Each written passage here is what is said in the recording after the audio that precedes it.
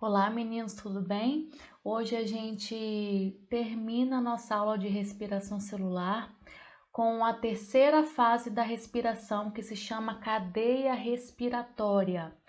Antes da gente começar essa aula, eu preciso relembrar quais são as três fases da respiração celular e aonde elas acontecem.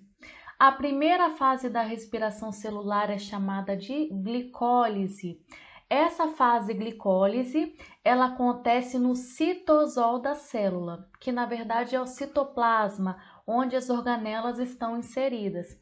Um detalhe importante é que a glicólise é a única fase da respiração celular que é anaeróbica, ela acontece sem a participação do oxigênio.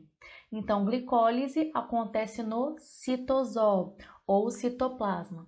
A segunda fase do processo de respiração celular é o ciclo de Krebs. O ciclo de Krebs ele vai acontecer ali naquela região do meio da mitocôndria. Se é meio, começa com M, você já tem que relacionar com a matriz da mitocôndria. Então, o meio da mitocôndria se chama matriz, que é onde vai acontecer o ciclo de Krebs.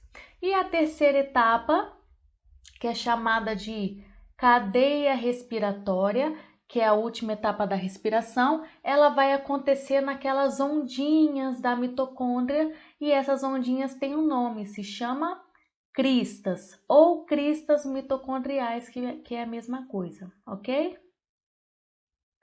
Bom, então, antes da gente começar a falar propriamente da última fase, eu preciso saber qual é o papel do NAD e do FAD em todo o processo. O que esses dois caminhões, o vermelhinho e o verdinho, o que eles fazem ao longo de todo o processo de respiração celular? Eles vão captar o tempo inteiro hidrogênios e elétrons. Então, a função deles é captar hidrogênios e elétrons em todas as fases. Só que tem um porém. Quando esses caminhões chegam na última etapa, que é a cadeia respiratória, eles não vão captar nada. Eles não vão captar hidrogênios e elétrons como eles fizeram nas últimas etapas. Não, pelo contrário, eles vão capturar hidrogênios e elétrons ao longo de toda a respiração celular. E quando eles chegam na cadeia respiratória, o que eles vão fazer? Eles vão descarregar aquilo que está dentro deles. E o que está dentro deles? O que eles capturaram o tempo inteiro? Hidrogênios e elétrons. Então, quando eles chegam na cadeia respiratória, eles vão liberar os hidrogênios e elétrons aqui na última fase. Ok? Então, aqui eu coloquei o NAD, que é o caminhão vermelho, e o FAD, que é o caminhão verde. Bom, sabendo disso, que dentro deles tem hidrogênios e elétrons, como que eles vão descarregar isso aí? Primeira coisa, o hidrogênio que está dentro desses caminhões, eles vão liberar aqui nessa região, ó. Essa região é chamada de matriz da mitocôndria. Só que cuidado com isso aqui. A cadeia respiratória acontece aqui nessa membrana, ó, que é a crista, nas cristas da mitocôndria. Quando o NAD e o FAD largam o hidrogênio, eles vão largar na região do meio, que é a matriz.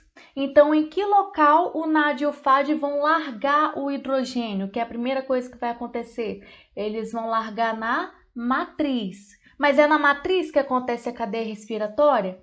Não, a cadeia respiratória acontece aqui mais acima, ó, que é a região das cristas. Então, esse é o primeiro ponto. Segundo ponto, depois que eles descarregarem esses hidrogênios nessa região aqui da matriz, o que vai acontecer com os elétrons que estão dentro deles? Esses elétrons, o NAD e o FAD, eles vão entregar os elétrons para umas proteínas que estão aqui nas cristas. Então, tá vendo essas bolas azuis aqui, ó, na cor azul claro? O NAD e o FAD, o que vai acontecer? Eles vão largar o hidrogênio na região da matriz e os elétrons eles vão fazer de uma forma diferente. Eles vão pegar os elétrons e vão entregar, vão doar para essas proteínas aqui, ó, na cor azul. Então, o NAD e o FAD largam o hidrogênio na matriz e os elétrons, eles vão ser tratados de forma especial, vamos dizer assim. Os elétrons, eles não vão largar na matriz, eles vão entregar para essas proteínas na cor azul. Essas proteínas que têm cor azul, essas clarinhas aqui, a gente dá o nome de citocromo. Então, aqui eu tenho um citocromo, outro citocromo, outro citocromo. Cada citocromo desse tem um nome, vocês não precisam saber os nomes. Você tem que saber que são várias proteínas que tem aí na crista, que é onde vai acontecer a cadeia respiratória, todo o processo. Então, voltando, o NAD e o FAD o tempo inteiro, né? Eles capturaram hidrogênios e elétrons, só que aí quando chegou na última fase, que é a cadeia respiratória, eles vão descarregar o que está dentro deles. Hidrogênio, o que acontece com os hidrogênios? Eles largam ali na matriz. E os elétrons, o que eles fazem com os elétrons? Eles vão doar para as proteínas. Qual o nome dessas proteínas na cor azul? Se chamam citocromo. Ok? Largou o hidrogênio, entregou o elétron para o citocromo. Só que aí, gente, o que acontece? O elétron ele não consegue ficar parado. Os elétrons ficam pulando nessa crista, que é essa região aqui, que é onde vai acontecer a cadeia respiratória, né? Então, quando o NAD e o FAD entregam os elétrons, ó, coloquei um Ezinho aqui, ó.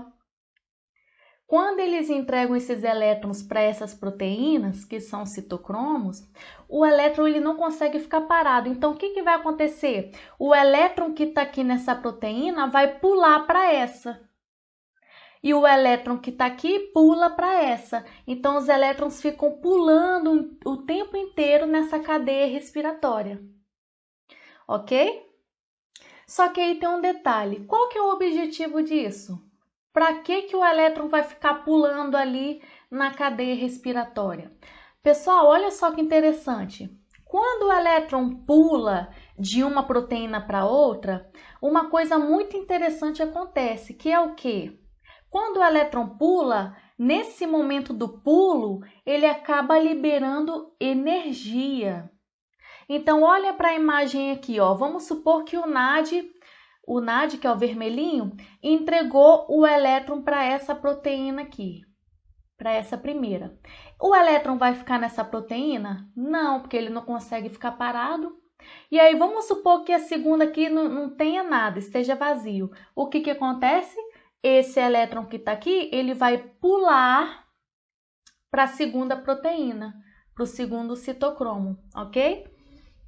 Só que aí eu falei para vocês que quando o elétron pula, ele libera energia. Para que vai servir essa energia do pulo do elétron? A energia vai ser suficiente para quê? Tá vendo esses hidrogênios aqui que tinham sido descartados de qualquer jeito pelo NAD e pelo FAD? Quando o elétron pula, a energia que o elétron vai estar liberando ali vai ser suficiente para quê? Para pegar esse hidrogênio que foi descartado de qualquer jeito e passar ele para o outro lado, entre as duas membranas. Tá vendo aqui que são duas membranas? Na mitocôndria, lembra que eu falei com vocês que a mitocôndria ela tem duas membranas, assim como o cloroplasto? Então, o hidrogênio ele vai sair daqui da matriz, que era de onde ele tinha sido descartado. Quando o elétron pula, esse hidrogênio sai da matriz e vai para essa região aqui entre as duas membranas. E aí, só que não é só um elétron que vai pular. O tempo todo o NAD e o FAD vão entregando elétron para essas proteínas aqui. E aí o tempo todo vai ter elétron pulando na cadeia respiratória. E quanto mais os elétrons pulam, né? Olha para a imagem. O elétron pulou daqui para cá, então um hidrogênio saiu da matriz e foi para essa região. O elétron pulou daqui para cá, o hidrogênio que estava aqui na matriz foi para a região entre as duas membranas. Concorda comigo que vai chegar um momento que essa região aqui, entre as duas membranas, vai estar lotado de hidrogênio? Vai chegar um momento que isso vai acontecer. E aí, gente, quanto mais hidrogênio, ou H+, né, que a gente fala, quanto mais hidrogênio a gente tem em uma região do nosso corpo, qual vai ser a consequência disso? Esse local, ele fica mais ácido.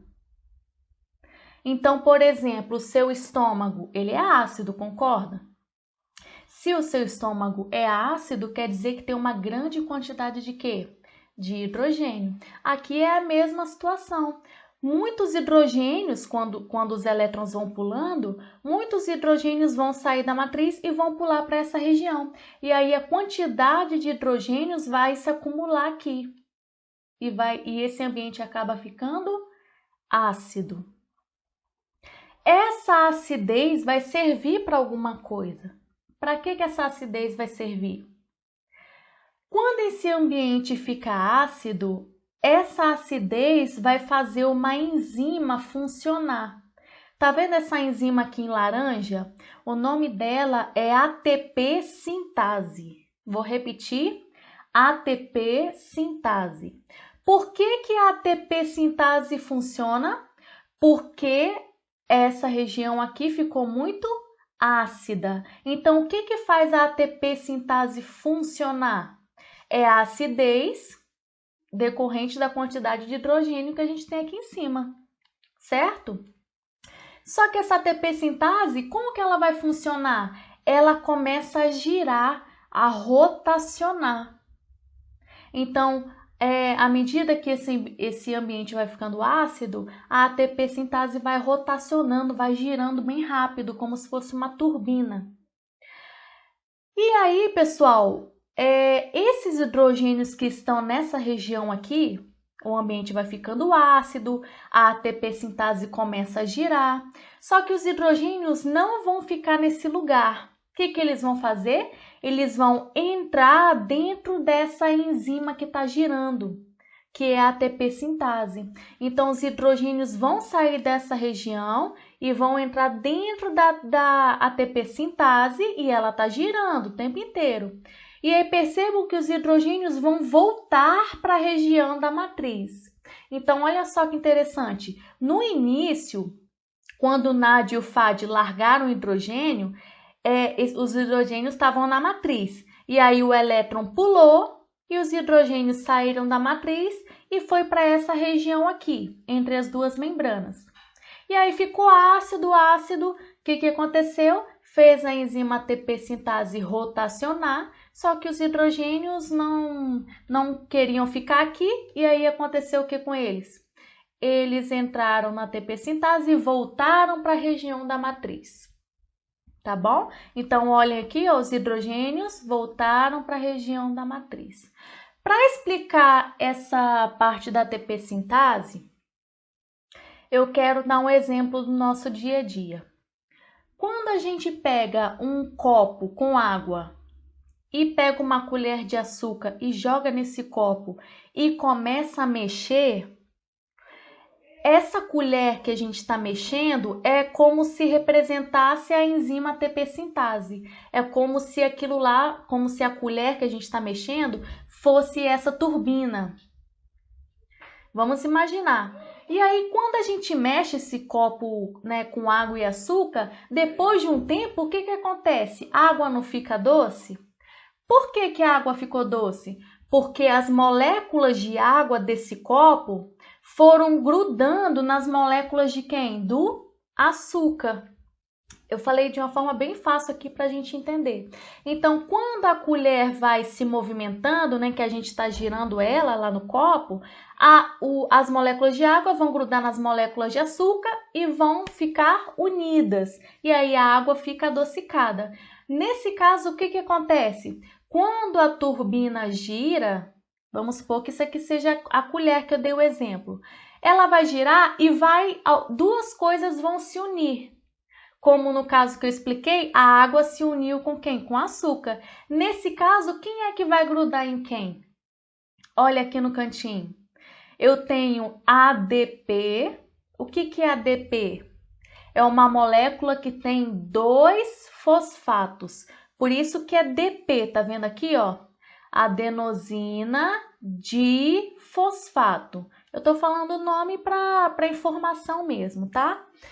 Essa molécula difosfato tem quantos fosfatos? 2. Vamos supor que esse 2 aqui seja uma molécula de água, do nosso exemplo.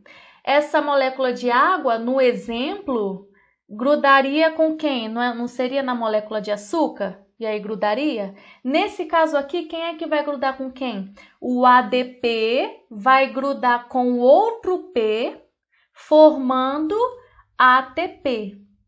Então aqui, ó, adenosina difosfato. Tem quantos fosfatos? 2. Só que aí a turbina vai girando, e aí automaticamente esse ADP vai se unir com o P, formando ATP, que no caso ATP, adenosina trifosfato, né? 2 mais 1, 3, que é o ATP. Entendido? Esse ATP é a moeda energética das nossas células, é a energia. Tudo bem? Enquanto essa turbina vai girando e fazendo ATP, como que a ATP sintase faz ATP? Os hidrogênios vão entrando aqui, ó, passando para o outro lado, e enquanto ela está girando, quem é que vai grudar um no outro? O ADP com P, formando o que no final? ATP. Um detalhe importante é o seguinte, se eu perguntar para vocês, qual das 3 fases do processo de respiração celular tem mais produção de ATP, de energia? Vocês vão responder a última, que é a cadeia respiratória. Por que aqui a gente tem uma grande produção de ATP? Por causa dessa turbina que está girando o tempo todo, que é a ATP sintase. Então, enquanto a turbina girar, ela vai produzir ATP. E como é que ela produz ATP? Quando ela rotaciona, 2 coisas vão se juntar, que é a adenosina difosfato com outro fosfato que está sozinho. Juntou ADP com P, a gente forma vários ATPs. Então, é assim que ela forma energia, que ela faz energia. Só que lembra que eu falei com vocês que os hidrogênios que estavam aqui acumulados, eles entram na ATP sintase e voltam para a matriz? Gente, esses hidrogênios que voltaram para a matriz, ó, que eu estou apontando para vocês, eles não vão voltar por nada. Isso tem um motivo.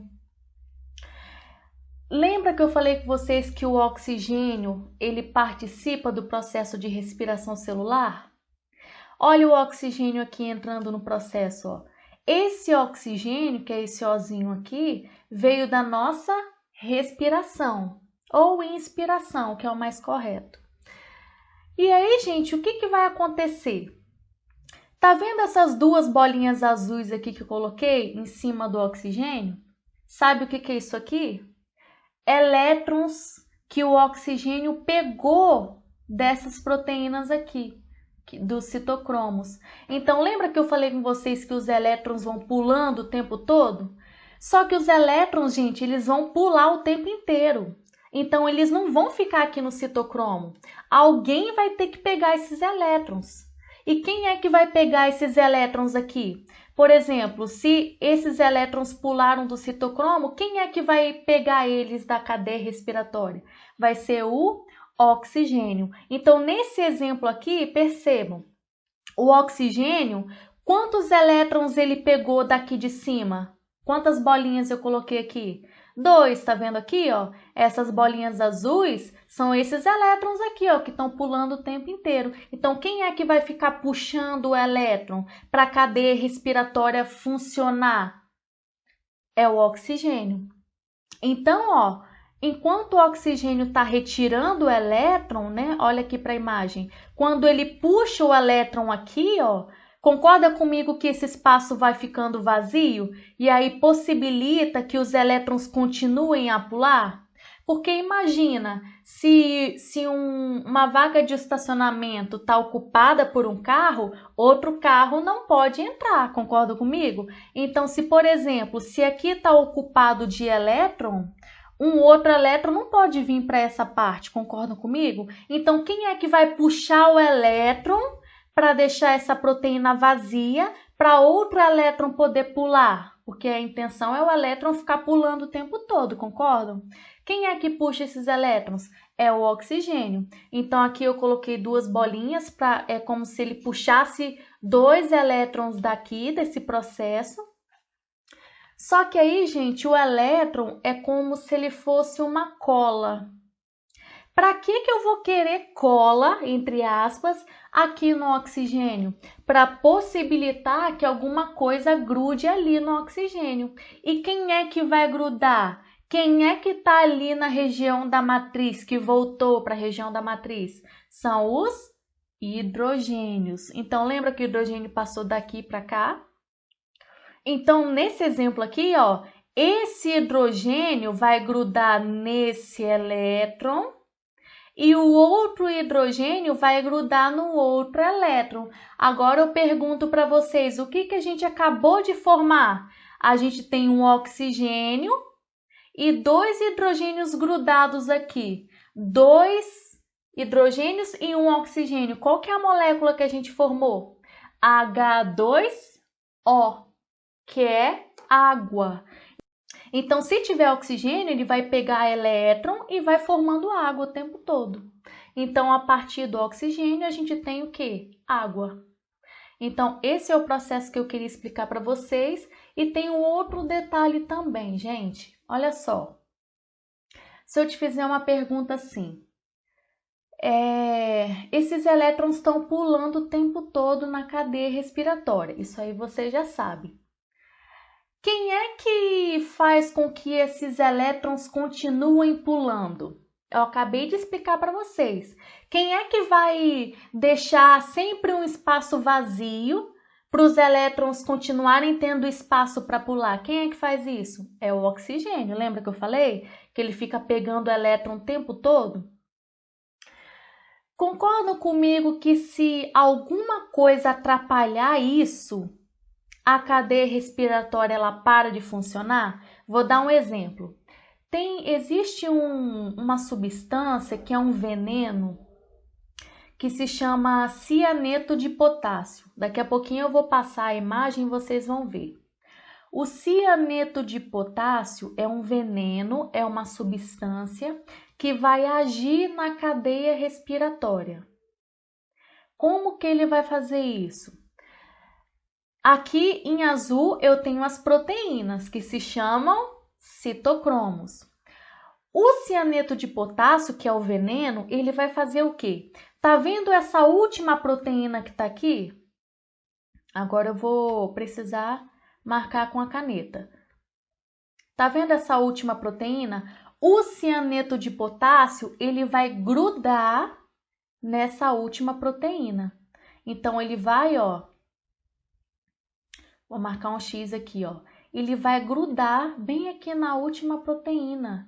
Ou seja, é como, comparando lá com o estacionamento que eu falei, é como se um carro tivesse estacionado aqui e ninguém mais pode tirar ele dali. É mais ou menos isso. Então, o cianeto de potássio, que é um veneno, ele vai grudar aqui, ó, na última proteína e não vai sair mais.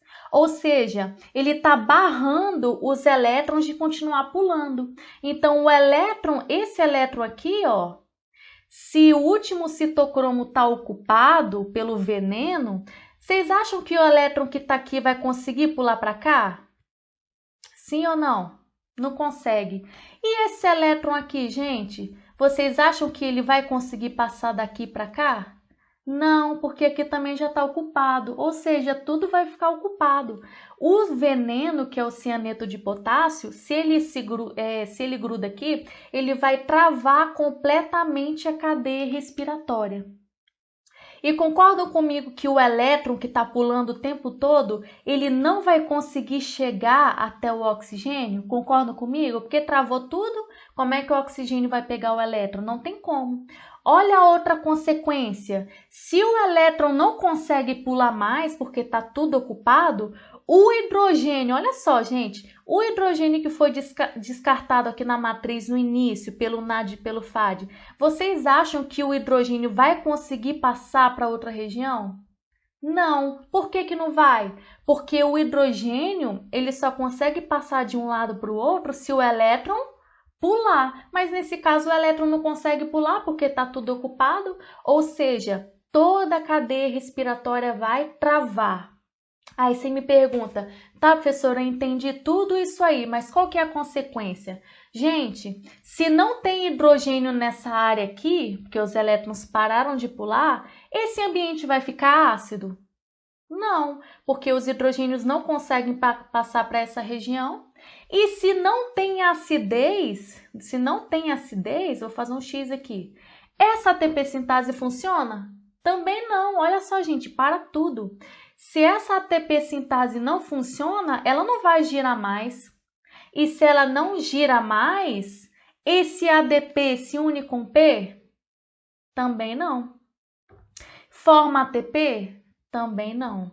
Ou seja, olha o tanto de coisa que eu expliquei para vocês, só para vocês concluírem que quando uma substância trava a cadeia respiratória, consequentemente a gente não tem mais produção de ATP. E se a gente não tem ATP em uma célula, ela para, não tem energia mais para ninguém, para nenhuma organela, toda a célula morre e nós sabemos que o conjunto de células vai ser um tecido e o conjunto de tecidos vai ser um órgão, né? Ou seja, todo órgão ele vai ser prejudicado. Ok? Então, eu falei para vocês de todo o processo da cadeia respiratória que acontece nas cristas, nas ondinhas da mitocôndria, mas aí tem aluno que me pergunta, professora, mas onde está essa ondinha aí que eu não estou vendo? É como se eu pegasse aquela crista com ondas e esticasse ela. E aí a gente tem aqui, ó, essa crista que era cheio de ondinha, né? É como se eu pegasse ela e esticasse. Ok? E ela é cheio de citocromo, que são as proteínas aí que eu falei para vocês. Tudo bem? Aí na próxima aula a gente vai explicar como é que faz para somar a quantidade de ATP que o NAD e o FAD adquiriram aí em todo o processo de respiração celular. Aqui eu coloquei para vocês, ó, cadeia respiratória. Cadeia respiratória acontece em que local da mitocôndria? Nas cristas, que são as ondinhas. Só que a cadeia respiratória tem um outro nome, geralmente esse outro nome aparece em provas um pouquinho mais complicadinhas. O nome desse processo também pode ser chamado de fosforilação oxidativa. Aí tem gente que pensa, nossa, como é que eu vou gravar esse nome? Gente, o que é fosforilar? Fosforilar, você lembra de quê? Olha o pezinho. Tá ruim minha caneta aqui, ó. Fosforilar, você lembra de fosfato. Então, gente, por que o nome é fosforilar? Porque nesse processo a gente vai ter adenosina de fosfato. Adenosina de fosfato. E vai fosforilar com mais um fosfato, por isso que o nome é fosforilação, porque está grudando fosfato no ADP, ok? E por que oxidativa? Porque nesse processo aí da cadeia respiratória, a gente vai ter a participação de quem? Do oxigênio, ok? Então, é na presença do oxigênio. É a fase que mais produz o que, gente? ATP. Por quê? Por causa daquela turbina que é chamada de ATP sintase. E no finalzinho a gente tem a produção de água. E aqui na imagem eu coloquei o cianeto de potássio, que é aquele veneno que gruda na última proteína, impedindo com que os elétrons pulem e no final produz ATP, né, no final do processo. E ele trava a cadeia respiratória, ok? Então, por hoje é só. Qualquer dúvida, manda mensagem para mim pelo WhatsApp que a gente consegue conversar, tudo bem? Bons estudos e até a próxima aula.